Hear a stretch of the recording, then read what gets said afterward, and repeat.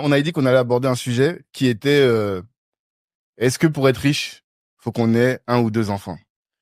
Et c'est une vraie discussion que beaucoup de gens qu'on a avec beaucoup de gens de notre génération, qui disent, vas-y, je veux avoir que deux enfants pour pouvoir leur apporter, leur donner tout ce que moi j'ai pas eu et autres.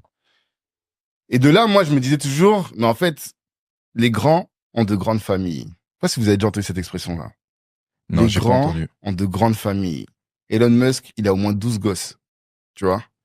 Bernard Arnault, après, il y a eu des remariages, mais je crois qu'il a 5 Ouais, gosses. 5, ouais, 5. Voilà. Xavier Niel, même chose. 4 ou 5. Les grands ont de grandes familles. Et quand on dit, tu vois, moi, je me suis toujours dit ça. Quand je me dis, ouais, mais je veux me restreindre en nombre d'enfants pour pouvoir leur offrir, c'est qu'en fait, j'ai pas d'ambition. Moi, je me dis, il faut que je sois plein pour que l'éducation de mes enfants soit pas un problème. Et hier encore, je parlais avec une sœur, elle m'a dit, ouais, mais tu parles de Stanford, mais s'il faut que tu payes Stanford à chacun de tes enfants, je crois que c'est au moins 300 000 enfants par an, 300 000 euros par enfant, il faut que tu aies 1,2 million minimum juste pour l'éducation des enfants. Et quand elle m'a dit ça, j'ai dit, femme de peu de foi. Tu vois, c'est ça que j'aime. C'est ça que j'aime. C'est ça que je veux entendre, moi. C'est ça qui est bon. J'ai dit, mais en fait, t'as pas d'objectif. Si t'as pas cet objectif-là, tu vas pas te battre pour aller chercher. Allons chercher ça. Peut-être qu'au final, j'aurais peut-être que pour un. Mais pour moi, si j'en ai un déjà, c'est déjà bien. Tu vois. Bien sûr. Mais on va se donner des gros objectifs. On va chercher à construire des pyramides et on va se faire en sorte de les avoir. Et pour moi, avoir une grande famille, c'est aussi ça. Hello à tous. Alors, merci à ceux qui se connectent. On va laisser un peu de temps défiler parce que j'ai fait l'erreur sur l'épisode précédent et du coup, le replay, il n'a pas mis l'introduction.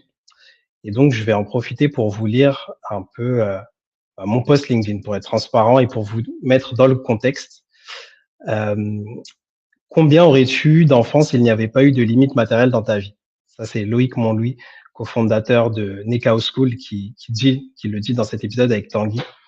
Et cet épisode, il m'a marqué parce que quand Tanguy a énoncé la phrase, justement, le titre de l'épisode d'aujourd'hui, les grands ont de grandes familles, je me suis dit, il y a un vrai sujet à développer au-delà du fait que le sujet, c'est pas pour ou contre le fait d'avoir beaucoup d'enfants, c'est plutôt comment mêler l'ambition avec cette condition de parent, de père, de mère. Et moi, approchant la quarantaine, j'ai envie de parler d'entrepreneuriat comme ça, d'entrepreneuriat de daron. J'ai envie de parler de structure. Donc ici, vous êtes dans l'émission Homme de l'ombre. L'idée, comme je le dis souvent sur les réseaux, c'est pas de hack, pas de shortcut. On veut pas parler de court terme, de faire des coups. On veut parler de vision de long terme. On veut parler de generational wealth, donc de choses qui se transmettent à nos enfants ou qui se revendent. Donc des actifs qui compoundent, qui prennent en valeur avec le temps et qui potentiellement se revendent et créent des grosses fortunes.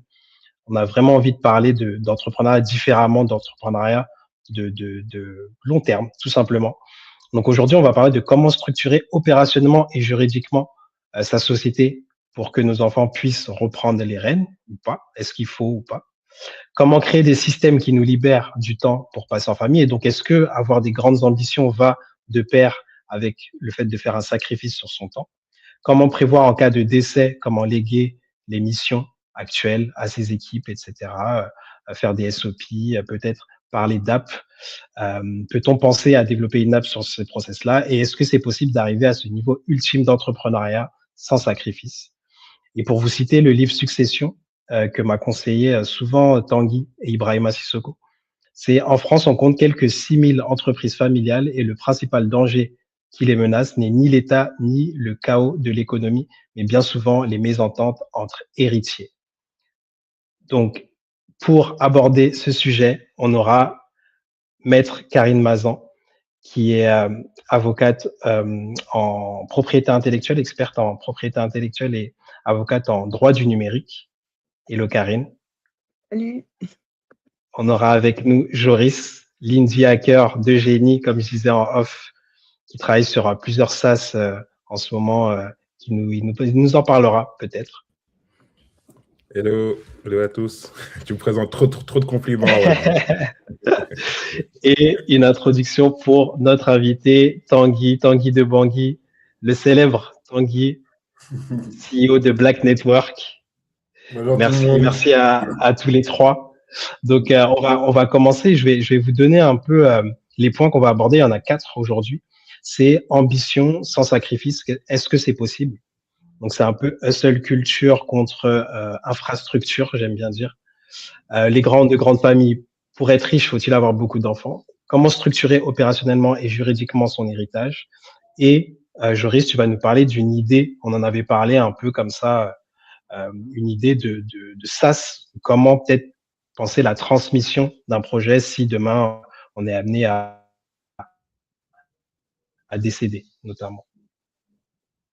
Donc, on va commencer, Tanguy, avec le débat. Est-ce que, parce qu'on l'a eu déjà ce débat, et je sais que ça va être intéressant parce que toi, avec tous les rapports que tu as avec les entrepreneurs, tu en vois beaucoup des entrepreneurs, tu en côtoies beaucoup, tu en accompagnes beaucoup, tu en interviews beaucoup dans ton podcast Kilimanjaro.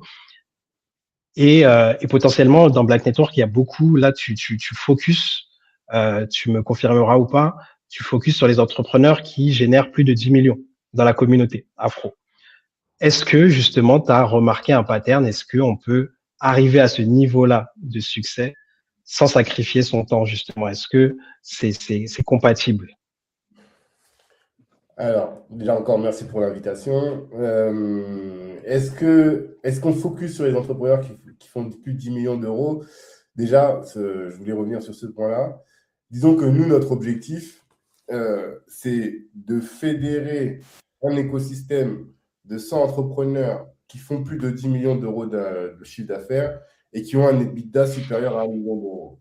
Parce qu'avec ceux-là, on va pouvoir faire beaucoup de choses, avoir des projets big, des projets ambitieux. Et cet écosystème-là, donc, on va identifier ceux qui existent actuellement, mais aussi, à travers nos business clubs, on va les créer. Donc, on a différents business clubs avec différents types de maturité sur les entreprises. Et on leur apporte la formation, les masterminds, les mentors, pour qu'ils puissent tous passer des steps et qu'à échelle d'une dizaine d'années, on puisse avoir cet écosystème-là, quoi. Est-ce qu'on a un pattern? Je ne dirais pas qu'on a un pattern qui ressort, parce que moi, ma conviction, c'est la suivante. L'histoire de grandes familles, c'est Bourdieu qui a dit ça. C'est pas moi qui l'ai inventé, hein. C'est Bourdieu qui l'a dit. Et lui, c'était un peu une critique du capitalisme, comme vous le connaissez. Mais moi, ma conviction, c'est que quand on est originaire d'Afrique, on a ça en nous, d'avoir de grandes familles. Et quand on parle de grandes familles, ce n'est pas la famille que nucléaire. C'est-à-dire, bien sûr, beaucoup d'entre nous viennent de familles nombreuses. Moi, si je prends juste ma femme et moi, à nous deux, on a plus de 15 frères et sœurs. Donc, ça fait des grandes familles. Mais nous, quand on parle de la famille, vous connaissez tous cet adage qui dit il faut tout un village pour éduquer un enfant. Je pense que tout le monde a entendu cet adage-là. Et c'est un peu comme ça qu'on vit en Afrique. C'est-à-dire qu'on est élevé par les parents, mais on est élevé aussi par les oncles et tantes, par tout un écosystème qui nous entoure. Et quand je vois les entrepreneurs aujourd'hui, moi, l'impression que j'ai, c'est que la France, en tout cas la France d'un point de vue populaire, nous, je sais pas comment le dire de manière soft, mais diffuse ou bien nous transforme sur ce sujet-là et nous transforme en personnes un peu individualistes et nous amène à nous concentrer sur la famille nucléaire et sur une famille nucléaire où on a 1 ou 2 enfants. Et ce que je vois avec les entrepreneurs avec lesquels on parle, alors effectivement, il y en a plein qui sont dans ce schéma-là, 1 ou 2 enfants et autres, mais j'en connais, je vais pas. Voici, Moussa Ouagé le dit tout le temps, lui, il a 10 enfants. Et pourtant, il est ultra successful et il n'est pas débordé en tant qu'entrepreneur. Et je sais pourquoi il n'est pas débordé en tant qu'entrepreneur. Et donc, il y en a d'autres encore avec d'autres typologies de famille. Et quand je vois ça, je me rends compte que le fait d'avoir beaucoup d'enfants n'est pas un obstacle à la réussite entrepreneuriale. C'est ça, en fait, le sujet. Surtout. J'aimerais que les gens ne se disent pas « Oui, je fais peu d'enfants pour réussir ». Ça, c'est un problème. Et encore pire, j'avais fait une recherche à un moment, parce que je connais des gars qui disent « Moi, je ne me mets pas en couple pour réussir ». parce que je suis en mode soldat, je suis focus, comme ça, j'ai pas une femme ou des enfants qui vont être des boulets. Et ils pensent qu'ils vont être plus efficaces, plus productifs parce qu'ils sont célibataires. Et en fait, les études montrent totalement l'inverse. C'est ça qui est paradoxal.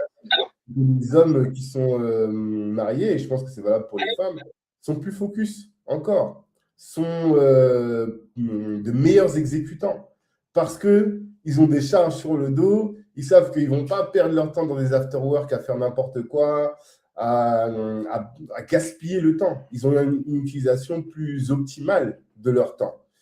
Et donc, tout ça pour dire que, pour moi, mais après on va encore développer, j'imagine, ce que j'observe et ce que j'analyse, c'est que, être en famille, c'est un avantage concurrentiel pour réussir dans l'entrepreneuriat, première chose. Et 2, avoir beaucoup d'enfants n'est pas un obstacle à la réussite entrepreneuriale. Et si on analyse les grandes familles, cette fois-ci, tu parles de generational wealth, de old money et autres, dans un truc où les grands ont de grandes familles. Donc, moi, je pense que nous, les Africains, les Afro-descendants, peu importe comment on se qualifie, mais qui avons ces racines-là, eh bien, il ne faut pas qu'on se perde dans les sirènes que nous vend l'Occident, oui, qui consiste à dire, toi, ta femme, ton enfant numéro 1, enfant numéro 2, et c'est tout. Voilà. Donc, toi, ta volonté d'aborder ce sujet quand tu avais fait l'épisode, c'était parce que tu avais constaté ça, qu'il y avait un peu une prolifération de cette idée. Ouais, mais en fait, c'est très... si on prend la France populaire, j'entends, c'est parce que, tu vois, les trucs des grandes familles, on parle bien des grands. Donc, c'est un peu l'aristocratie, c'est l'élite, mais la France populaire, c'est pas ça. Quand on parle, et encore pire quand on parle avec les gens de notre génération, nous, on a beaucoup grandi dans des familles très nombreuses. 4, 5 enfants, c'est pas exceptionnel dans nos familles africaines, pour notre génération. Et encore plus pour les familles polygames, où parfois dans une maison, il y a 2, 3 femmes et chaque femme a 2, 3, 4 enfants. Ça, moi, je l'ai beaucoup vu. Et quand je parle avec les gens de notre génération, pour une raison, forcément, on a grandi ici, et je me rends compte que tout le monde commence à avoir une situation un peu confortable. On sort de la situation de la plupart de la génération de nos parents, où ils strugglent pour subvenir à leurs besoins. Nous, en tout cas, je me retrouve souvent dans des dîners où tel est responsable marketing, tel est responsable celui-ci, tel a des tafs à 4-5 000 balles par mois, des tafs de cadre. Ça, j'en vois beaucoup aujourd'hui dans notre génération. Mais quand je parle avec eux, ils disent « Ah non, moi, je veux aller en vacances chaque vacances, je veux que chaque enfant ait sa chambre, que chaque enfant ait tous les derniers jouets, tous les trucs. » Et quand j'entends ça, il y a ma fille qui passe, elle hoche de la tête là. Et quand j'entends ça, je repense à cette phrase de Bruce Lee qui disait moi, au lieu d'apprendre à nos enfants, non, au lieu de donner à nos enfants ce qu'on n'a pas eu, il faudrait leur apprendre ce qu'on n'a pas appris. Et pour moi, c'est le gros problème qu'on est en train de faire, c'est de dire l'Occident nous vend chaque enfant à sa chambre, chaque enfant a tous les derniers jouets, 10 paires de baskets, tous les trucs que nous, quand on était petits, on regardait les autres enfants qui avaient ça, on bavait sur eux. Et donc, notre génération est en train d'essayer de reprendre ça, alors qu'au final, ce n'est pas de ça la vérité. La vérité, ce n'est pas ça. Et les élites en France, mais elles ne font pas ça elles-mêmes.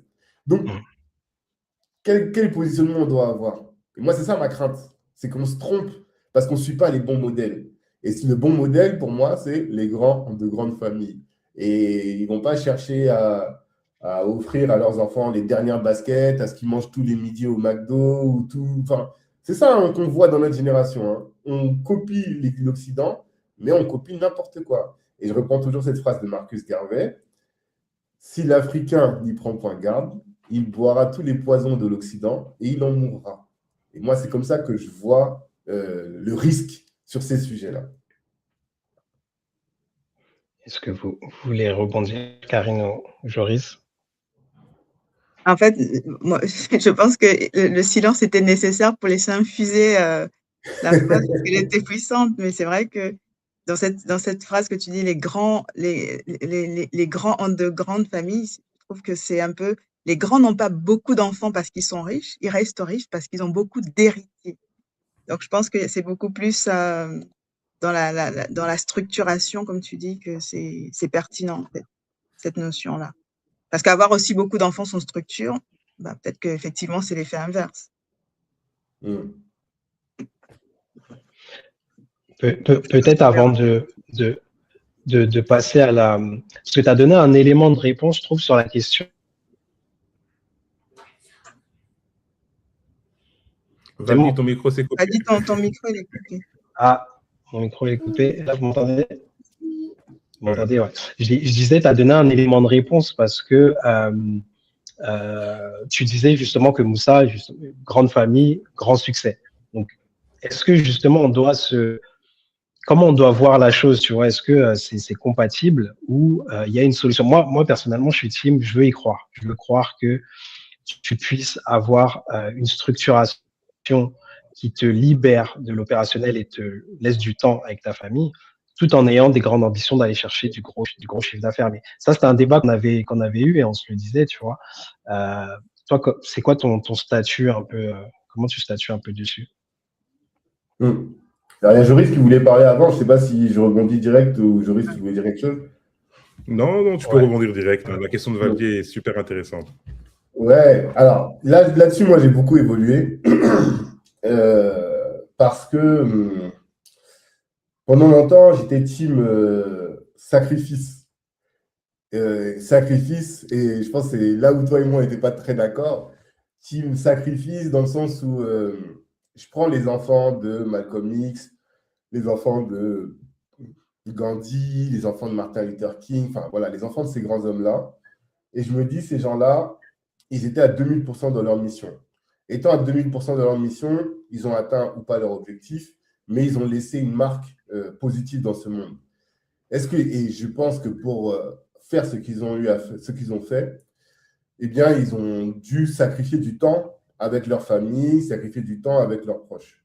Pour autant, je pense que leurs enfants ont dû en souffrir d'une certaine manière, mais aujourd'hui, en regardant le chemin accompli, ils doivent aussi, les enfants, avoir une certaine fierté. Et on se rend compte que souvent, qu'il y a beaucoup d'enfants de leaders qui eux-mêmes deviennent des leaders parce qu'ils voient la mission que leurs parents ont accomplie. Donc, ça, c'est un élément qui permet d'aller dans le sens de dire, et c'est ce qui me poussait moi-même à me dire, bah, tu travailles et tes enfants comprendront pourquoi est-ce que tu travailles beaucoup et ils vivront avec et ils ne t'en voudront pas. Maintenant, aujourd'hui, en fait, à l'heure de l'intelligence artificielle, où notre productivité, elle est multipliée par 10, par 100, par 1000, en fait, tu n'as plus autant besoin de travailler qu'avant. Et en plus, avec le privilège de l'âge, tu t'en rends compte. L'idée, ce n'est pas de travailler énormément, c'est de travailler intelligemment et utiliser tous les effets de levier qui sont à ta disposition pour faire en sorte que quand tu poses un acte, cet acte génère 10, 15, 20, 100 et pas 1 égale 1. Et quand je réfléchis comme ça, je me dis qu'aujourd'hui, là où j'en suis, mon sujet, ce n'est pas tant de travailler énormément, même si je pense quand même que ce n'est pas en faisant 35 heures qu'on arrive à réussir à faire des grandes entreprises, ou en tout cas des grandes actions. Mais la productivité que nous permet aujourd'hui l'intelligence artificielle doit nous permettre de dégager du temps. Et qu'est-ce qu'on fait de ce temps-là? C'est du temps de qualité pour permettre à nos enfants de bien grandir. Et parce que, Karine, j'ai bien aimé ce que tu as dit sur le système, la structuration de ta famille. Si tu fais beaucoup d'enfants, si tu as une grande famille, mais que cette grande famille-là, tu ne t'en occupes pas et tu la laisses livrer à elle-même, et on a vu des familles où, moi je me souviens quand j'étais petit à la cité, voilà, il y a des gens, ils avaient beaucoup d'enfants, mes enfants, ils traînaient tout le temps dehors et on avait l'impression que personne ne s'en occupait. Ben voilà, délinquance et tous les problèmes qui peuvent arriver quand on traîne dans la rue. Et ça aussi, c'est le fait d'avoir des grandes familles dont on ne s'est pas occupé. Donc avoir des grandes familles, oui, ça peut permettre de devenir grand, mais la question, c'est comment est-ce qu'on diffuse le capital intellectuel, le capital social, les bonnes valeurs, les bonnes clés à nos enfants, à cette grande famille-là, pour qu'elles réussissent. Et derrière le fait d'avoir une grande famille, ce n'est pas aussi qu'avoir beaucoup d'enfants. C'est aussi avoir un écosystème je répète cette phrase-là, qui est il faut tout un village pour éduquer un enfant. Il y a des choses que moi, j'arrive pas, je sais que je pourrais pas, des sujets que je pourrais pas évoquer avec mes enfants, notamment avec mes filles, mais j'espère que moi, j'ai 4 petites sœurs, que mes 4 petites sœurs pourront, elles, faire ce travail-là avec les filles. Et il y a des sujets sur lesquels mes sœurs m'appellent en me disant hey, mon garçon, là, il fait ça, ben, c'est toi qui vas lui parler. Donc, c'est un écosystème qu'on crée. Et quand on dit que les grandes familles, ce n'est pas toujours leurs enfants, c'est les oncles, les cousins, l'association familiale des Mulliers, qu'on connaît tous. Les Mulliers, c'est la boîte qui est derrière Auchan et derrière tout l'écosystème qui habille le roi Merlin, tout ça. Mais ce n'est pas juste Monsieur Mullier et ses enfants. C'est les neveux, les cousins, c'est tout cet écosystème-là qui crée finalement un clan. Et à l'intérieur de ce clan, il y a des valeurs communes, il y a une manière de travailler commune, et c'est là que la richesse va opérer. Mais il faut suffisamment de temps, il faut de la réflexion sur la stratégie, la vision qu'on donne à sa famille, et pour faire en sorte qu'elle aille dans une direction, et pas qu'elle aille n'importe comment, à volo, comme on dit, quoi. Exactement, et ça fait le pont parfait vers toi, Karine, parce que tu parlais des Mulliers, il y a une structuration et même une structuration juridique, parce que je crois que même sur les mariages, sur les contrats de mariage, etc., tout est cadré vraiment pour garder la valeur intrafamiliale. Est-ce que Karine, justement, tu peux nous développer et nous aider à avancer dans cette réflexion de comment en fait on fait pour structurer tout ça? Ouais, mais je voulais surtout déjà vraiment rebondir sur la structure quand il a parlé justement des Mulliers. Quand on voit la structure de la famille africaine, moi je dis elle est composée un petit peu en cercle concentrique. Donc on a la famille qui n'est jamais une famille nucléaire, elle est déjà une famille élargie. Ensuite on a le clan et on a les tribus. Au Gabon par exemple, lorsqu'on se présente en société, quand on rencontre quelqu'un, on dit je suis tel, enfant de tel, du clan tel et de la tribu telle. En fait, c'est comme ça qu'on décline son identité complète. Bon, c'est pour ça quand je suis arrivée en France, la question de quelle est ton origine, pour moi, c'était une question assez difficile à répondre parce que j'avais l'impression que c'était cette question qu'on me posait, mais en sachant que c'était pas forcément de cette façon que quelqu'un d'autre répondrait. Donc pour ça, c'était un peu la parenthèse, mais la question de l'écosystème, je pense qu'elle est même intrinsèque à la manière dont on considère la famille déjà en tant qu'Africain. En fait. Et donc là, pour entrer un peu plus dans la structuration, je pense que quand on n'a pas évoqué les termes old money ou new money, mais c'est vrai que entre les deux, la différence c'est un peu, c'est pas le montant, c'est plutôt l'architecture. Donc on aura, si on parle de old money, donc on parle de ces familles là qui ont de l'argent depuis longtemps, on voit que ce sont des structures qui traversent les générations. On a des holdings familiales, on a des pactes, des règles de gouvernance, et donc l'argent est organisé pour durer. Dans le new money, on a beaucoup de cash flow, on a des dépenses, on a beaucoup de revenus parfois, mais rien qui reste. Donc l'argent, il est vraiment consommé au fur et à mesure. Et donc, la question ici sur cette question des grandes familles, c'est la question, c'est pas combien tu gagnes, c'est la question, c'est qu'est-ce qui reste quand tu n'es plus là. Et juridiquement, si tu n'as rien organisé, en fait, la réponse est simple, c'est que c'est l'État qui décide à ta place. Et donc, pour moi, il y a deux façons de voir les choses. J'aurais abordé ça un peu. Il y a la question de l'héritage et la transmission. Pour moi, c'est deux logiques opposées parce qu'on a l'héritage, c'est ce qui reste après, donc c'est assez subi. Tu meurs, on ouvre la succession, on applique les règles légales, on paie les droits et on partage. Tu n'as pas vraiment décidé dans le sens où tu peux aussi transmettre en héritage des dettes. Dans la transmission, c'est ce que tu organises avant, c'est choisi. Tu décides qui reçoit quoi, quand, comment et sous quelles conditions. Donc, la plupart des gens ils réfléchissent en héritage, mais moi, je pense que les grandes familles, elles pensent transmission. Et donc, la différence, c'est que l'héritage, c'est pas vraiment l'idée, c'est pas vraiment que la richesse qui permet les enfants, c'est la transmission qui perpétue la richesse. Là, c'est pour revenir un peu à ce que disait Tanguy tout à l'heure. Et donc, pour moi, la différence, c'est vraiment des centaines de millions d'euros, parfois de millions, qui partent en droit de succession parce que tu n'auras pas anticipé. Et donc, l'absence de structure, en France, on sait que les droits de succession, ça peut monter jusqu'à 45%, hein, au-delà de 1 million par enfant. Et donc, concrètement, tu construis une entreprise qui vaut 10 millions, tu décèdes sans organiser, et tes enfants, ils doivent payer plusieurs millions d'euros de droits de succession. Donc, le problème, c'est que l'argent est dans l'entreprise et c'est pas sur un compte. Et donc, le résultat, c'est que soit ils doivent vendre l'entreprise, soit ils doivent s'endetter, soit sortir des dividendes massifs juste pour payer l'État. Et donc, c'est là que on a créé le pacte du trade. Je ne sais pas si vous en avez entendu parler. Je ne vais pas trop m'étendre parce que je suis pas notaire, c'est pas trop mon domaine. Mais il faut l'avoir mis en place avant. Donc, sans structure, à mon sens, les héritiers, ils ne reçoivent pas ton entreprise, ils reçoivent une facture. Parce que pour la plupart des gens, un enfant, c'est un coût. Mais quand on a pris le temps justement de mettre en place des choses comme le pacte du trade, ça permet. Donc là, je vais vous donner un peu les outils juridiques qui existent. J'ai évoqué déjà le pacte du trade qui permet de transmettre une entreprise. Et en fait, ce qu'il permet, c'est une exonération de près de 75% de la valeur de l'entreprise transmise. Donc, ça veut dire que les droits de succession sont calculés sur 25% de la valeur et pas sur 100%. Bon, il y a eu une réforme en 2025. Avant, c'était, il fallait, vous étiez engagé dans un pacte du trade à conserver l'entreprise minimum 6 ans, minimum 4 ans. Et en fait, depuis 2025, c'est passé à 6 ans. Et donc, il faut absolument qu'un des héritiers, il a une fonction de direction pendant 3 ans après la transmission. Et il faut que l'entreprise ait une activité réelle. Donc, c'est pas une SCI de gestion de patrimoine comme on peut faire pour de l'immobilier, ce genre de choses. Et donc, la question du pacte du trade, c'est un point qui est assez intéressant pour transmettre. Et donc, on voit bien que là, on n'est pas sur je fais un testament rapide, je planifie en fait cette transmission en anticipant justement les étapes.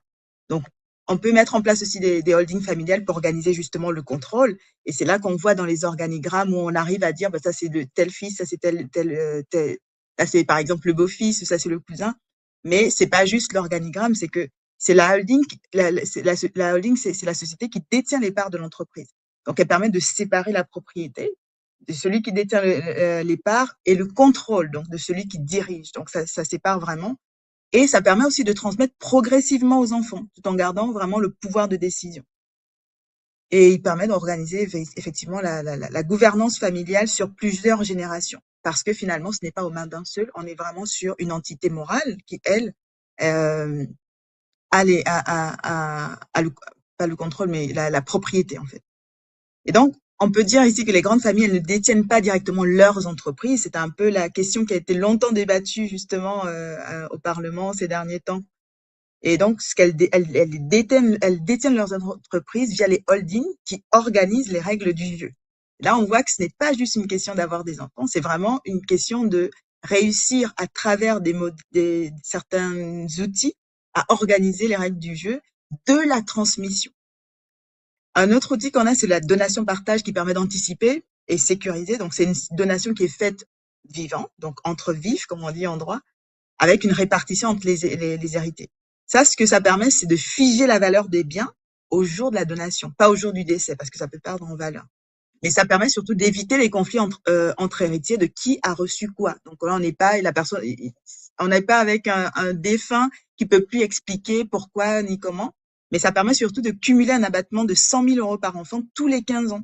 Et donc, le point clé ici, c'est que plus tu transmets tôt, moins tu payes et moins tes héritiers se disputent. En tout cas, comme tu disais, Tanguy, tout à l'heure, que la difficulté, c'était les mésententes entre héritiers. Et donc, ça peut être vraiment un outil qui permet d'anticiper et d'éviter ce genre de situation, même si ça ne marche pas toujours. Et donc, on a aussi le mandat de protection future pour l'incapacité. Ça, par exemple, on peut le mettre en place avec son conjoint. Donc, on parle du décès, mais l'autre risque, c'est pas que le décès, c'est l'incapacité, un AVC, un accident, une maladie. Et donc, ce que ça permet, c'est de désigner à l'avance qui prendra les décisions pour toi si tu ne peux plus les prendre pour ta vie personnelle et pour ton entreprise. Donc, sans mandat, c'est le juge des tutelles qui décide. Et avec un mandat où tu as vraiment dit qui fait quoi à quel moment. En fait, c'est toi qui as choisi. Et le dernier, c'est l'assurance vie pour transmettre hors succession. Et là, ça, c'est un contrat séparé où on peut transmettre jusqu'à 152 000 par bénéficiaire avec une fiscalité très réduite. Et surtout, si on a fait les versements avant 70 ans. C'est quand même pas mal. Donc, pour moi, si on fait un petit peu la synthèse, pour moi, les erreurs à éviter, c'est attendre trop longtemps parce que les outils de transmission, ils sont plus efficaces quand on les met en place tôt.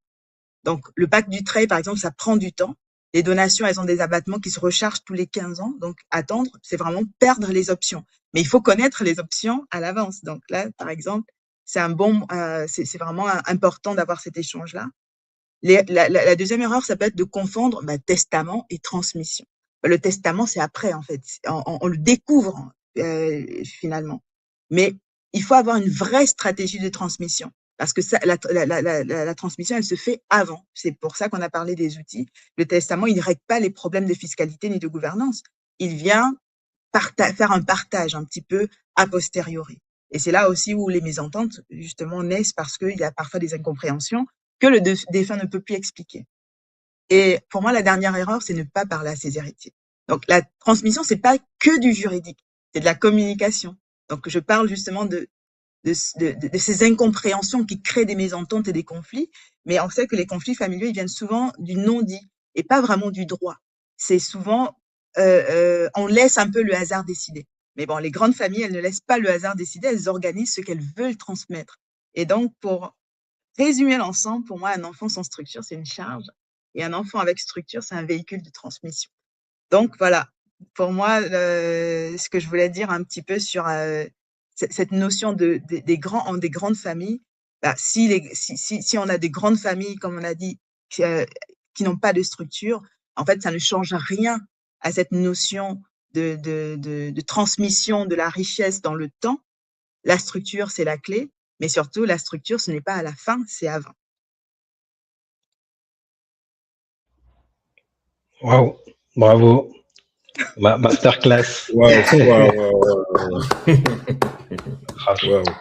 crois qu'on voulait laisser sans voix. Ouais. Wow. J'ai 10 000 questions en tête, mais vraiment intéressant. Wow. C'est clair. Mais du coup, tu poses le cadre de la sous-question un peu qui était la structuration opérationnelle. Et donc, comme tu dis, il faut prévoir. Est-ce que Joris et Tanguy, vous avez remarqué justement une manière de faire que peut-être vous allez mettre de votre côté en place avec vos enfants? Est-ce que vous y pensez sur cette partie un peu plus opérationnelle? Moi, d'un point de vue perso, je sais que je commence à me dire, en fait, il faut que Noah, le plus grand, il soit déjà avec moi, faire les rendez-vous, etc. Est-ce que c'est quelque chose, vous, que vous commencez à penser à envisager? Je vais rebondir sur cette question et j'aimerais vraiment remercier les invités parce que c'est comme si moi je suis un auditeur du podcast moi-même parce que à vous écouter, c'est juste incroyable. Et que ce soit Tanguy, que ce soit Maître, que ce soit également l'instruction que tu fais Valdi, et je sais même pas quoi dire, je suis comme un étudiant qui apprend de vous. J'aimerais juste rebondir sur certains aspects qui sont intéressants parce que moi je suis un builder, donc de base je suis plus je fonce, j'essaie de construire des choses. Exactement. Et j'essaye de laisser ma trace. Après j'ai des enfants, donc j'ai aussi cette responsabilité où je me dis bon, je suis un peu passé par le monde du travail, j'ai fait des études, je suis passé par le monde du travail, je suis passé par le monde de l'entrepreneuriat et j'ai un peu pu voir les différents écosystèmes. Et j'ai pu voir ce qui était meilleur pour moi, qui est pour bien sûr l'entrepreneuriat. Je me dis, j'aimerais vraiment transmettre ça à mes enfants. Donc aussi, quand on parle de grande famille, on parle aussi de OK, moi j'ai compris comment je peux créer de la valeur. Est-ce que je vais arriver à créer la valeur que je veux créer? Je ne sais pas. Comment on va en parler tantôt. On peut partir du jour au lendemain. Mais j'aimerais donner les outils à mes enfants parce que j'ai compris des choses dans mon parcours. J'ai compris des choses. J'ai du réseau, j'ai des connexions. On parlait du nom du père. Qui fait aussi partie de cette transmission. Quand on dit les grands des grandes familles, aujourd'hui, un enfant qui se présente par le nom de son père qui a réussi, ça lui ouvre des portes que nous, en tout cas moi, dans le monde de l'entrepreneuriat, en tout cas, j'ai pas ces portes-là. Donc, on a cette prise de conscience. Avoir des enfants nous permet d'avoir cette prise de conscience de transmission. Parce qu'un entrepreneur, je pense qu'un entrepreneur, ce qu'il aime, c'est transmettre. D'accord? Et quelle meilleure personne à qui transmettre que tes enfants? Ce que tu as appris, afin qu'ils puissent continuer le voyage. Et donc, dès qu'on rentre dans cet aspect-là de transmission, on se dit, OK, j'ai envie de construire quelque chose de familial, j'ai envie de construire une structure, on se rend compte, en tout cas pour moi, je me suis rendu compte que d'un point de vue horizontal, on est entre frères, on n'est pas forcément tous sur la même longueur d'onde, parce qu'on parle il faut construire un écosystème, il faut construire un village, mais quand tu arrives à cette conscience-là, tu crées de la valeur, tu arrives à cette conscience, tu dis, OK, il faudrait que je puisse préserver ma petite famille, mais aussi essayer de préserver la famille à l'horizontale, parce qu'on crée de la valeur, moi c'est bien, mais si mon frère sait créer de la valeur et qu'on peut tous en profiter, ça peut encore être mieux. Donc moi, quand j'ai pris conscience de ça, j'ai essayé de lancer des entreprises avec mes frères, personnellement, ça n'a pas forcément marché. Ça n'a pas forcément marché. Donc, j'ai même dû repartir de zéro, dans certains cas. Et donc, je me dis, peut-être pour notre génération, je ne sais pas si vous êtes dans le cas, vous, peut-être notre génération, c'est partir vers le bas. C'est-à-dire, OK, moi, j'ai compris que je dois créer de la valeur. J'ai compris que je dois transmettre de la valeur, de l'argent, des compétences, etc. Et donc, on va essayer de construire vers le bas. Quelles sont les valeurs que je vais essayer de transmettre? Parce que toutes ces familles-là, je veux dire, la notion de famille, on parle de grande famille, mais la notion de famille, le lien qu'ils ont, parfois, même pas le lien, j'ai envie de dire, comment dire ça, pas l'alliance, mais la filiation, la fidélité à leur famille, c'est quelque chose de fort. On reste vraiment en famille, on va essayer que tout se traite en famille, les problèmes se traitent en famille, on ne va pas faire entrer des choses extérieures, etc. Mais ça, c'est des valeurs qui se transmettent par la première personne qui a construit ça. D'accord? Et donc, voilà, c'est un peu mes réflexions que j'ai en vous écoutant. Et c'est ça un peu que je voulais partager, que parfois on a cette prise de conscience qui est OK, je veux construire quelque chose de grand, on va essayer de le faire à l'horizontale, ce n'est pas forcément le meilleur de succès, et puis on le fait aussi à la verticale. Mais quand j'ai à l'horizontale, c'est avec peut-être le petit réseau, enfin la petite famille, mais parfois aussi il faut viser un peu plus grand. On a parfois des cousins, on a parfois d'autres personnes qui réussissent, avec qui les ponts peuvent se créer. Donc il ne faut pas non plus que viser ça. Et donc, la prise de conscience, on a les valeurs qu'on veut transmettre. Et généralement, cette prise de conscience, pour moi, elle arrive avec des enfants. Donc, j'en parlerai peut-être à la fin de Memento Mori ou du bus factor, comme moi j'aime bien l'appeler, et de cet élément de se dire, bon, si je pars demain, qu'est-ce que je peux faire? Et là, vous écoutez Maître aussi, c'était très, très intéressant. Ouais, moi je veux bien rebondir là-dessus. Sur il y a deux sujets en tout cas sur lesquels j'aimerais bien rebondir. C'est le premier, je vais commencer par le second, ce dont tu viens de parler, Joris, sur la construction verticale et horizontale, et ensuite sur ce que moi j'ai découvert sur la manière de transmettre, que tu as évoqué, Karine, la différence entre l'héritage et la transmission. Je n'avais jamais fait cette distinction-là, mais il y a des choses que j'ai découvertes justement en travaillant avec des entrepreneurs sur la manière dont ils transmettent à leurs enfants, et que j'ai mis en place et que j'espère que ça va porter du fruit. Mais d'abord, pour ce que tu expliques, Joris, en fait, on n'est pas tous égaux. Dans l'épisode dont tu parles, que tu as cité, Valdi, l'épisode du podcast, Loïc, à un moment, il dit on n'est pas tous égaux par rapport à la famille dans laquelle on a grandi. Et c'est vrai que moi, je dis beaucoup de choses sur la famille, mais je calque ce que moi, j'ai vécu dans ma famille sur ce que je vois, alors qu'en réalité, on n'a pas tous eu les mêmes parents, on n'a pas tous eu les mêmes familles. Et sur les familles, il y a des choses qui sont très différentes. Et tout à l'heure, Karine, tu as parlé de toi, ton nom, enfin tes parents, ton clan et derrière ta tribu. Mais en fait, il y a des gens dont la tribu ne valorise pas l'existence d'une tribu, le clan et la famille. Ou en tout cas, n'a pas de valeur clanique, n'a pas de valeur familiale. Et ça, avec le privilège de l'âge, je n'arrête pas de le dire, mais on commence à s'en rendre compte quand on observe les différentes familles, quand on se marie, quand nos proches se marient, on voit les dynamiques familiales, on voit qu'elles ne sont pas homogènes du tout. Et c'est là où ceux qui écoutent souvent nos contenus voient que moi, je parle beaucoup des tribus. Par exemple, les Soninké, qui sont un groupe d'Afrique de l'Ouest, eh bien, on voit que historiquement, ils sont très portés sur le commerce. C'est-à-dire que Ibrahima, dans ses podcasts, il explique souvent qu'il avait des oncles au Congo, alors qu'il est malien, il avait des oncles en Thaïlande, parce que c'est des commerçants, historiquement. Peut-être il y a une explication dans leur mode de fonctionnement depuis des siècles et des siècles, mais c'est une réalité. C'est des commerçants et des commerçants qui vont voyager. C'est-à-dire que si demain, toi, tu fais du business, mais forcément, dans ton écosystème familial, eh bien, tu as des gens qui font du business, en tout cas qui font du commerce. Et ça va faire en sorte que si tu veux associer de ton clan, associer ta famille élargie au business, ben, ça va être plus facile parce que tu as cet écosystème-là. Maintenant, tu peux aussi choisir d'être le premier d'un lignage.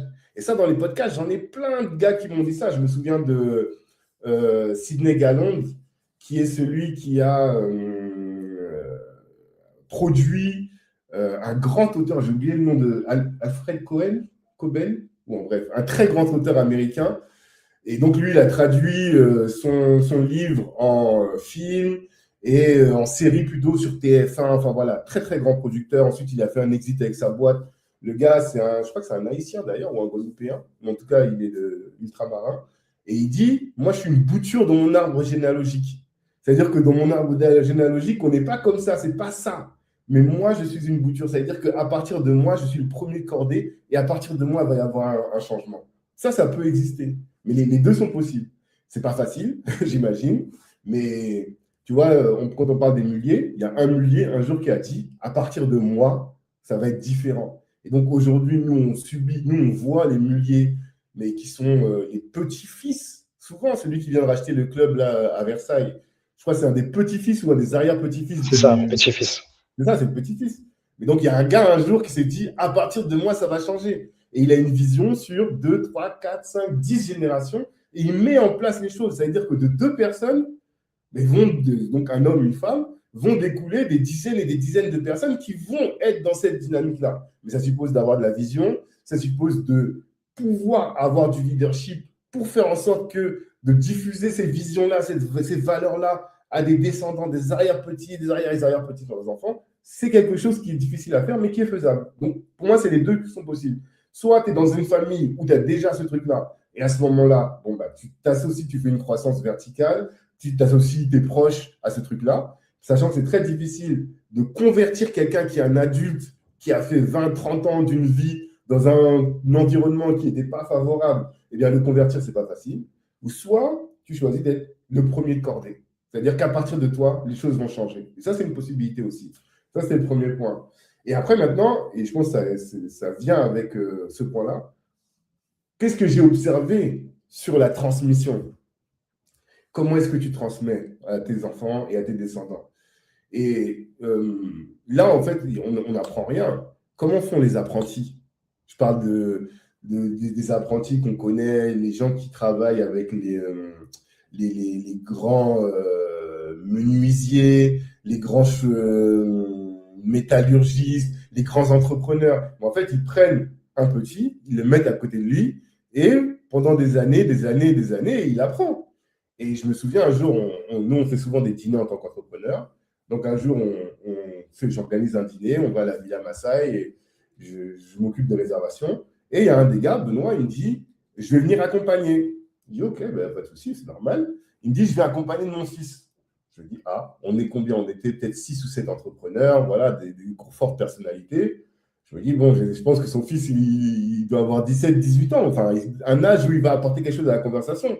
Mais je sais que lui, il n'a pas de grand-fils, donc je ne comprends pas ce qu'il me dit. Et quand il arrive, je vois son fils, ce petit, il a 13 ans ou 12 ans. Vraiment, c'était un tout petit, quoi. Et en plus, c'était le soir, hein, il était peut-être 20h quand on se retrouve au resto, donc de 20h à minuit, on est tous ensemble. Et quand je vois comment il se comporte avec son fils, de la manière dont le fils passe la commande, de la manière dont le fils se tient à table, de la manière dont il sollicite le fils pour qu'il intervienne dans nos discussions, c'est là que je comprends. Après, j'en discute avec lui, je dis, mais j'ai compris. C'est qu'en fait, il a fait venir son fils pour pouvoir faire en sorte que son fils entende les conversations des adultes. Je ne sais pas si tu imagines, tu as 13 ans, tu parles avec des entrepreneurs dont certains font des dizaines de millions d'euros de chiffre d'affaires, parler de stratégie, parler de leur vie de tous les jours, mais ça va te former forcément. Et ensuite, il voit comment l'enfant se comporte, la manière dont il interagit, tout ça. Et quand je suis sorti de là, j'ai dit, dorénavant, moi, je vais aussi prendre mes enfants pour les emmener avec moi dans ce que je fais. Parce que je ne peux pas avoir une vie parallèle à la leur et espérer que du jour au lendemain, ils vont savoir comment fonctionner, savoir. Mais non, ce n'est pas possible. Donc, souvent, ce que je fais quand je fais des podcasts, et que c'est pendant les vacances scolaires, je prends un enfant, je dis, viens avec moi. Et en fonction de l'invité que je vais avoir, je choisis l'enfant qui va être le plus inspiré potentiellement par ce profil-là.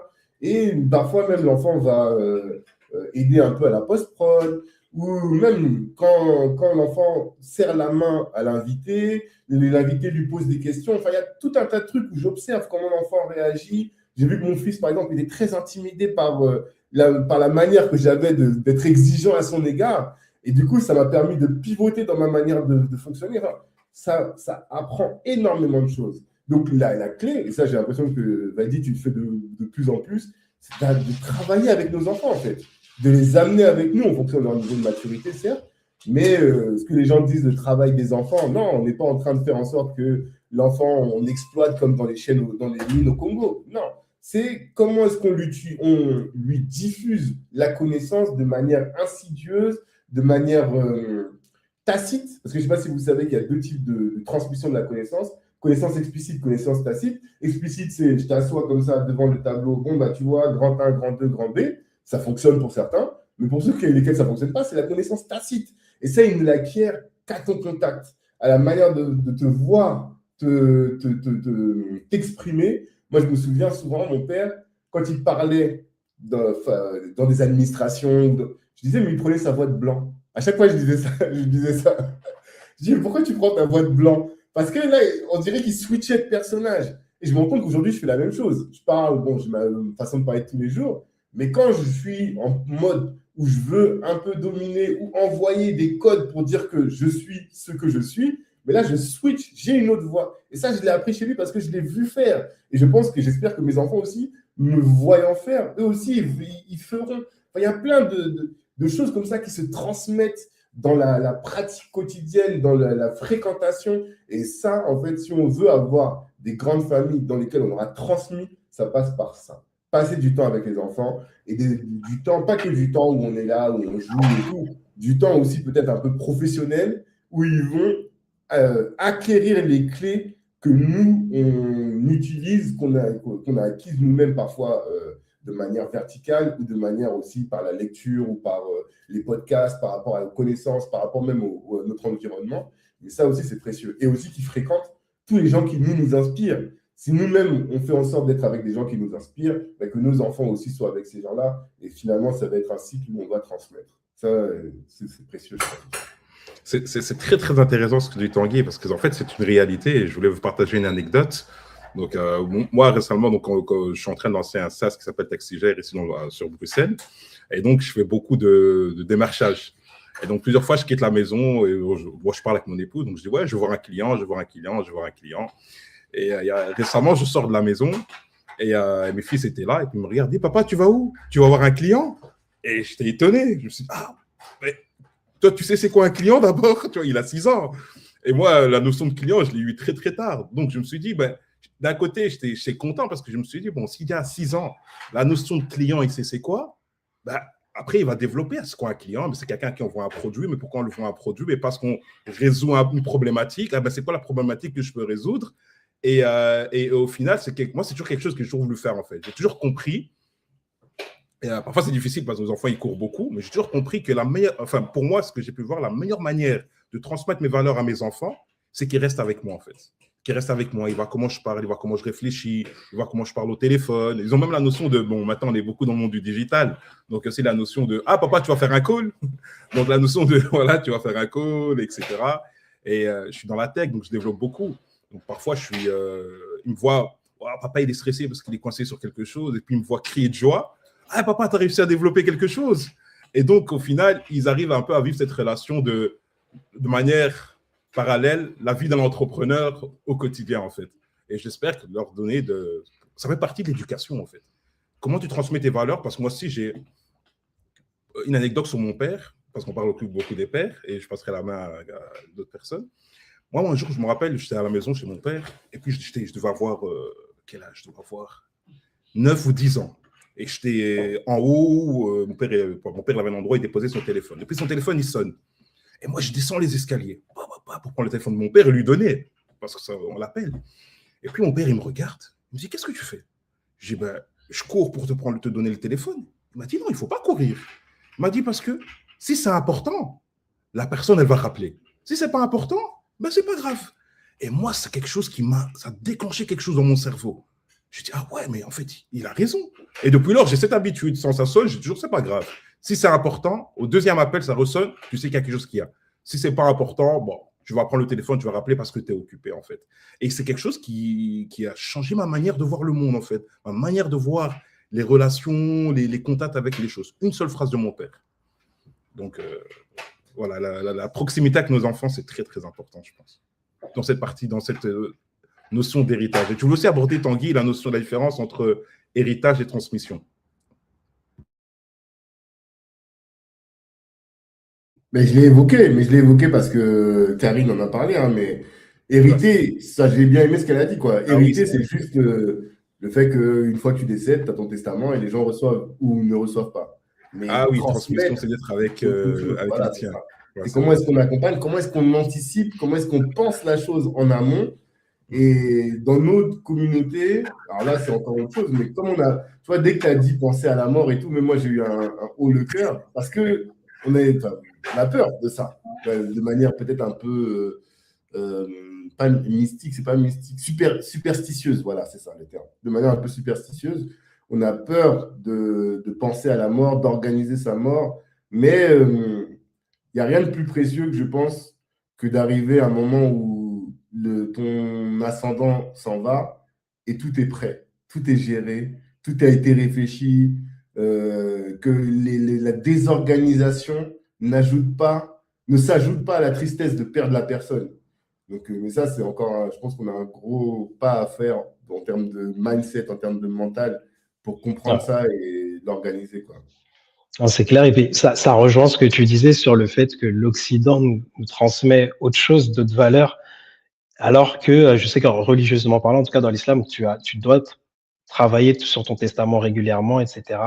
Un autre sujet, j'y pensais, et c'est pour ça que Noah, moi, j'essaie de le former, c'est que j'ai vu, il me semble, alors vous allez peut-être me corriger, mais religieusement, dans la pratique judaïque, juive, je crois qu'à 13 ans, ils ont l'obligation, alors je sais pas si il me semble que c'est écrit, c'est dans les écrits, l'obligation de former directement son fils ou sa fille sur, tu vois, donc je me suis dit, c'est conscientiser et même c'est une règle quoi, religieuse de transmission.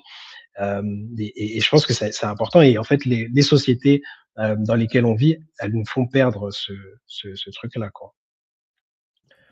Ouais, moi, Plus que ça, excuse-moi, vas-y. Non, non, vas-y, parce que ce que je vais dire n'a rien à voir. Ah, d'accord. Non, je dis plus que ça, les sociétés nous font perdre. Les sociétés nous font même perdre la relation avec nos ascendants. Et je parle même, quand je parle de nos ascendants, c'est à court terme et les ascendants encore plus anciens. J'entendais Carlos de Silicon Carnet, je pense que vous connaissez tous, et dans un épisode du Festin, il disait que pourquoi est-ce que les gens entreprennent bien aux US? Parce qu'une fois qu'ils vont aux États-Unis, enfin, une fois qu'ils vont à la fac, ils vont à 1000, 2000 km, enfin 800 ou 1000 km de chez eux. Et là, ils sont coupés de leur famille, ils peuvent entreprendre et sans que le dimanche à la maison, ils disent oui, pourquoi est-ce que tu fais ça? Enfin, que tu aies des injonctions familiales.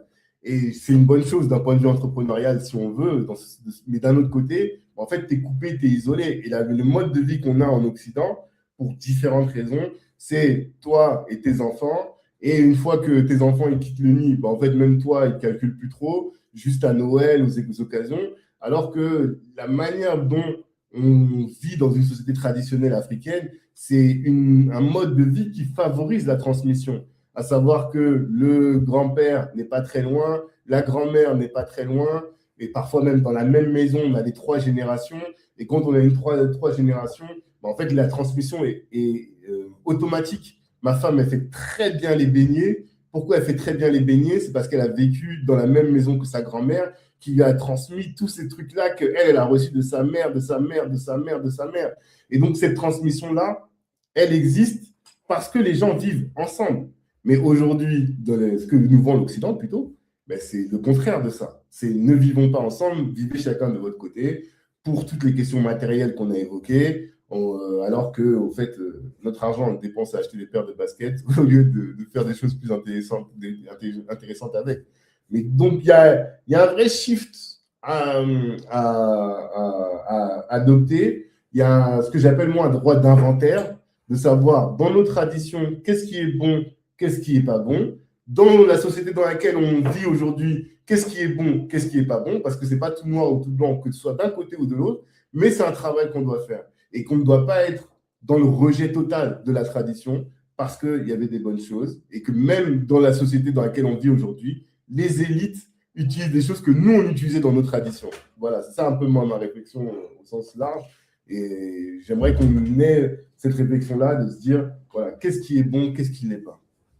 Et récemment, à la CAN, excuse-moi, je réponds tout très petit, et récemment, à la CAN, on l'a eu avec le fils de Zidane, en fait. Le fils de Zidane qui a choisi de jouer pour l'Algérie.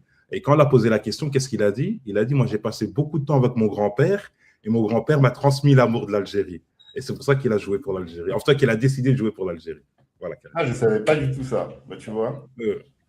Mais ça, ce que j'allais dire, on rejoint un peu ce que tu as dit finalement, Tanguy, sur la fin, c'était que je pense aussi quand on dit l'Occident nous transmet, en réalité, on voit bien que c'est juste une question de classe, de à quelle classe on a accès et à quel type d'information on a accès. Parce que quand on compare, on voit bien que les grands, justement, ont des valeurs ou des modes de des modèles de transmission qui sont très africains. Et si on regarde même les modèles asiatiques, on est sur les mêmes types de transmission en famille. Et surtout, ils sont obligés de se voir dans les conseils d'administration et de se voir beaucoup plus régulièrement. Et donc, le fait de couper les racines, c'est pas possible, en fait, parce qu'on est obligé de travailler ensemble. Et je voulais juste revenir sur un truc. Je crois que c'est Jaurès qui a évoqué le nom du père. Et c'était justement dans ce qu'on doit prendre de l'Occident c'est aussi cette évolution de la transmission du nom. Donc aujourd'hui, on ne parle plus seulement de patronyme, donc le nom du père, mais si vous constatez dans ces grandes familles, vous allez voir que parfois, le conjoint prend le nom de la femme. Et parfois, le nom de la mère est transmis aux enfants lorsque, effectivement, l'héritage familial ou le gros de la transmission provient de la mère, où on a ce double nom. Et donc, moi, mes enfants, ils portent tout mon nom. Mais effectivement, on voit que je crois que c'est depuis 2005 où la loi française a changé, on a la possibilité de donner le nom du père ou le nom de la mère, ou le nom du père avant le nom de la mère, ou le nom de la mère avant le nom du père. En tout cas, on a la possibilité aujourd'hui de faire des combinaisons. Et je pense que à une époque où les femmes travaillent, où les femmes aussi prennent leur place, on est en mars notamment, où les femmes aussi prennent leur place dans la famille, dans la construction de richesses. Je pense que c'est aussi important de faire évoluer cette notion de transmission, au-delà de comment vous avez évoqué ce qui c'était déjà très largement dit, mais c'est aussi comment est-ce qu'on transmet à la fois du père et de la mère. Voilà, c'était un petit peu mon point. J'aimerais rebondir, c'est vrai qu'on a parlé de grande famille au masculin, mais dans les deux sens. Je veux dire, avoir beaucoup d'enfants, pouvoir transmettre, ça se fait à deux. Même s'il n'y a qu'un visage qu'on voit, c'est parce qu'on a un soutien. En tout cas, moi, je parle parce que c'est moi l'entrepreneur de la famille, c'est moi qui fais bouger les choses. Donc, dans ma configuration à moi, c'est parce que j'ai un soutien à la maison. J'ai mon épouse qui est de toute guerre avec moi, qui me voit dans tous mes états, qui me voit quand je suis en bas, quand je n'arrive pas à réaliser ce que j'ai réalisé. Et c'est la première à qui je dis aussi, t'as vu, j'avais raison, j'ai réussi. Et la première qui me félicite et qui me réconforte, et la première qui m'aide dans mon travail de transmission avec les enfants. Sinon, il n'y a rien à dire. Je ne pourrais pas faire même pas un dixième de ce que je fais. Donc, c'est toujours un travail à deux. Et je pense que dans les grandes familles, on retrouve ça aussi. Hein. Même on parle de Elon Musk qui a beaucoup d'enfants. Je pense que c'est structuré aussi pour qu'il y ait quelqu'un qui les surveille pendant qu'il est en train de faire le fou sur Twitter ou sur X. Et là, pour le coup, il y a encore, alors, je ne sais pas si c'est lieu d'avoir cette discussion, mais je vais l'évoquer quand même, je pense qu'en France, historiquement, quand on dit que les de grandes familles, c'est très masculin. C'est-à-dire que la transmission se fait entre les hommes, historiquement. Mais moi, ce que j'ai découvert en étudiant le panafricanisme et les traditions africaines, c'est qu'il y a eu beaucoup de matriarcat dans les traditions africaines. Et c'est pour ça que ça me permet de rebondir sur ce que tu disais, Karine, dans le sens où chez les Juifs aussi, le judaïsme se transmet par la mère. On sait que tu es un Juif parce que ta mère était juive. Pourquoi? C'est parce que de manière certaine, on sait que tu es l'enfant de ta mère, plus que l'enfant de ton père. Et nous, par exemple, dans notre tradition à nous, la grand-mère, elle s'appelle Tara, et le grand-père s'appelle Ko Tara. Mais Ko Tara, ça veut dire le mari de Tara. Ça veut donc, parce qu'on sait que la seule chose dont on sait, c'est que Tara, elle, c'est ta grand-mère. Ça, on sait sûr. Le grand-père, on n'est jamais sûr à 100% dans notre tradition. Et ça a pour conséquence que le rapport à la femme est très puissant. Parce que dans une lignée, eh bien, ce que tu vas transmettre par la femme, eh bien, ça va être plus puissant que ce que tu vas transmettre par l'homme. Et je crois que c'est Thomas Sankara qui disait que quand tu éduques un homme, tu éduques une personne, et quand tu éduques une femme, tu éduques une nation. Et parce que nous, l'homme, tu peux faire tout ce que tu veux, tout le travail de transmission dont j'ai parlé depuis tout à l'heure, mais si on est factuel, concret, dans de nombreuses familles, c'est la femme qui fait la transmission aux enfants. Et donc, si la femme n'est pas bien éduquée, bah, tu peux faire tout ce que tu veux. Tes enfants, ils ne sont pas bien éduqués. Donc, ça veut dire comment est-ce que tu choisis ta femme, comment est-ce que tu éduques tes filles. Moi, j'ai 2 filles, 2 garçons, donc j'ai la chance de pouvoir les éduquer tous. Mais je suis aussi sensible à ce sujet-là. Parce qu'il y a du leadership chez les filles et les filles transmettent beaucoup plus aux enfants que les pères. Enfin voilà, c'est un sujet aussi qui est très important, auquel on ne pense pas suffisamment, je pense. Non, mais moi, je rejoins Joris pour vous remercier. Là, je suis aussi auditeur et j'apprends beaucoup. Et c'est pour ça que j'ai fait ce format-là, pour apprendre et transmettre sur ces sujets-là. Donc, merci à tous les trois. Ça va me permettre d'arriver à la conclusion. Joris, on en avait parlé, alors je sais plus dans quel contexte, mais tu m'avais évoqué un collègue qui avait justement sur cette notion de décès, qui avait qui était mort et donc qui n'avait pas pensé à la transmission de son NAB ou de son code, je crois. Moi, je crois, ma femme qui, voilà, on parlait de la place de la femme dans les foyers d'entrepreneurs. Nous, on est 2 entrepreneurs, donc c'est aussi une autre configuration. Et ma femme avait un client qui est décédé en plein développement d'un SaaS, et donc il a dû avoir un temps mort sur l'avancement du projet. Joris, est-ce que tu peux nous présenter un peu ce à quoi toi t'as pensé sur ce sujet-là? En fait, ce qui s'est passé, c'est que j'ai eu un message un jour sur WhatsApp qui me dit écoute, Joris, est-ce que tu peux reprendre un projet parce que le développeur du projet est décédé et le client il est coincé. Donc, malheureusement, si le développeur est décédé et que personne n'a accès au code source, personne n'a accès aux hébergeurs, etc., c'est juste impossible de reprendre un projet, il faut repartir de zéro.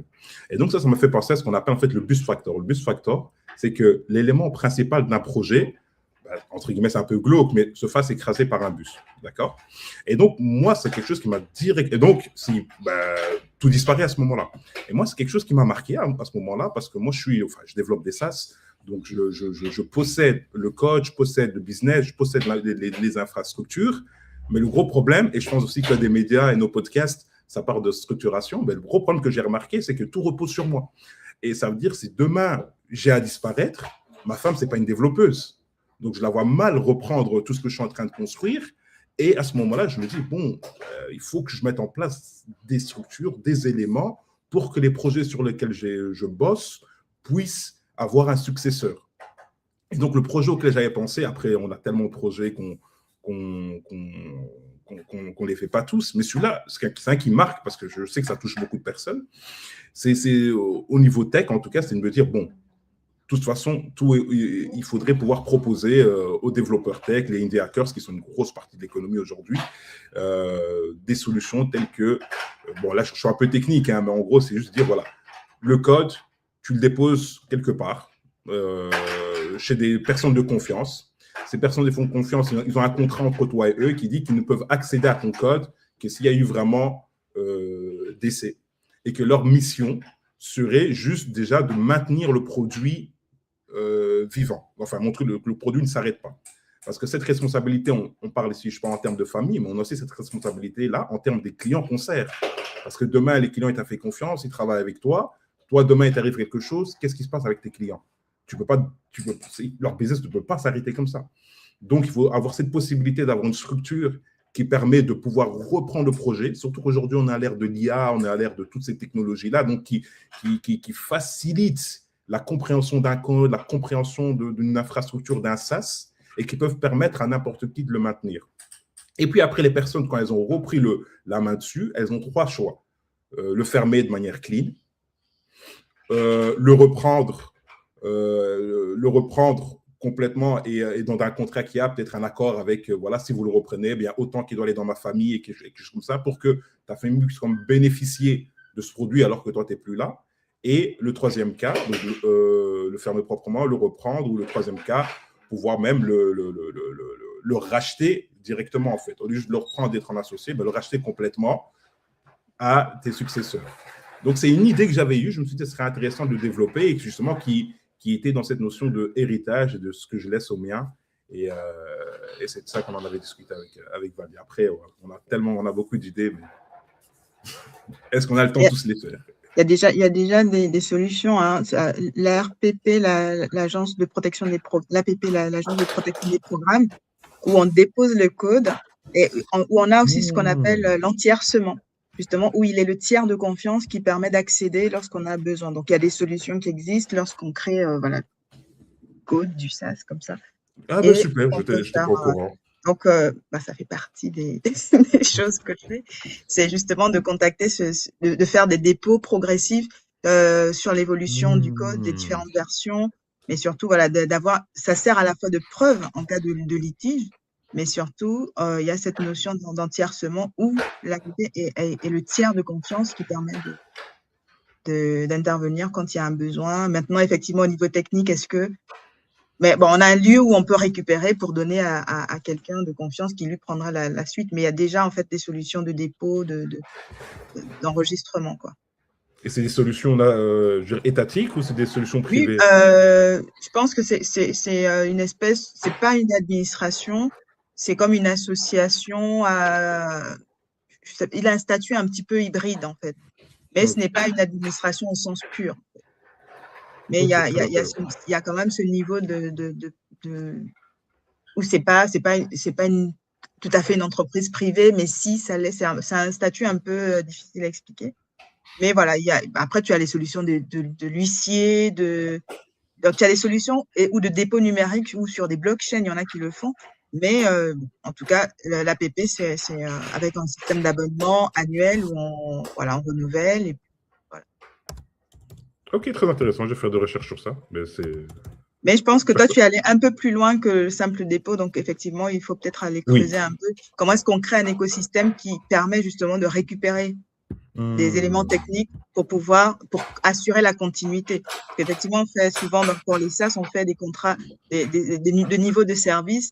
Maintenant, effectivement, s'il y a un problème, qui intervient? Comment est-ce qu'on répond à ce… Donc, c'est là que je pense qu'il y a un vrai sujet à regarder. On va calquer l'APP, on va voir ce qu'ils font. Vas-y, Tanguy, je vois que Tanguy veut dire quelque chose. On n'entend pas, Tanguy? On n'entend pas ton micro.